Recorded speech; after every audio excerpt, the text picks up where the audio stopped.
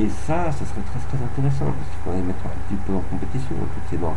Ils sont quand même remplis de gens qui sont devenus des ronds de cuir aussi parfois, et qui ont totalement intégré une espèce de ronron qui n'est ni fonctionnaire ni capitaliste au sens classique du terme, mais qui sont quand même beaucoup dans une économie consumériste.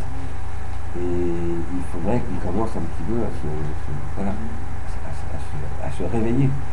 Et donc, je crois qu'il y a beaucoup à faire. Alors, je connais aussi beaucoup de cabinets de conseil qui sont dans les scores, etc. Donc, il y a certainement aussi à rassembler tous les consultants qui travaillent dans ces domaines.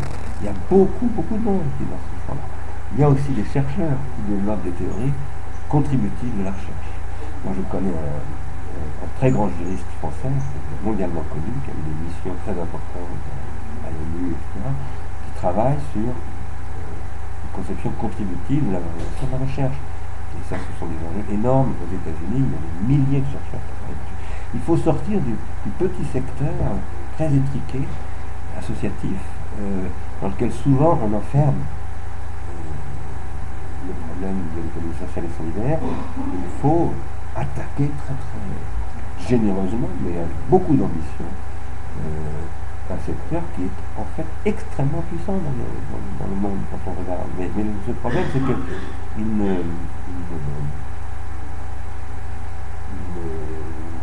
n'a pas conscience, si je veux dire, à mon avis, des enjeux. Alors, il y a deux autres questions. Corinne Barba, vous préparez un manifeste pour le contributif que vous envisagez de faire signer par les futurs candidats.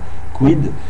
Bon, on prépare, oui, on est en train de préparer un livre sur l'économie, disons sur l'économie industrielle de demain. Ça, c'est vraiment l'objet principal de l'art industrialiste. C'est pour ça que nous appelons art industrialiste. Alors, est-ce qu'on le fera signer par les futurs candidats? Je ne sais pas, mais on va leur s'y mettre en tout cas. Et on compte aussi sur des gens comme vous pour nous aider à faire savoir ça et à démarcher auprès de ces gens-là, d'eux ou de fondations, parce qu'il y a toutes sortes de fondations. Copernic, Terranova, etc. Bon, ce sont des fondations qui sont. Il y en a beaucoup d'autres qui ne demandent qu'à être alimentées.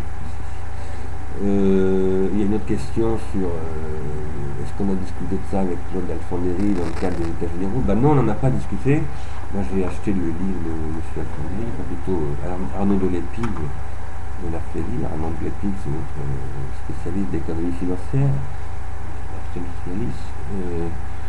J'ai été déçu, moi, un petit peu par ce livre, justement, parce que je le trouve extrêmement, même si, par exemple, Patrick Vivray dit qu'il faut être beaucoup plus ambitieux, etc., mais je le trouve quand même enfermé dans ce territoire absolument microscopique. Il faut être beaucoup plus ambitieux que ça. Donc il y a des tas de propositions intéressantes dans ce livre, mais je les considère encore extrêmement marginales.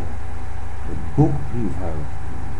Alfondery a certainement plein de choses à nous apprendre, mais je pense qu'il faudrait le mettre, justement, il faudrait dire, allez, discutons dans un cadre beaucoup plus ouvert et revoyons vos propositions dans ce que vous faites. Voilà. Merci à vous. Tout à fait à votre disposition pour poursuivre la discussion quand vous voudrez. Entendez. Au revoir.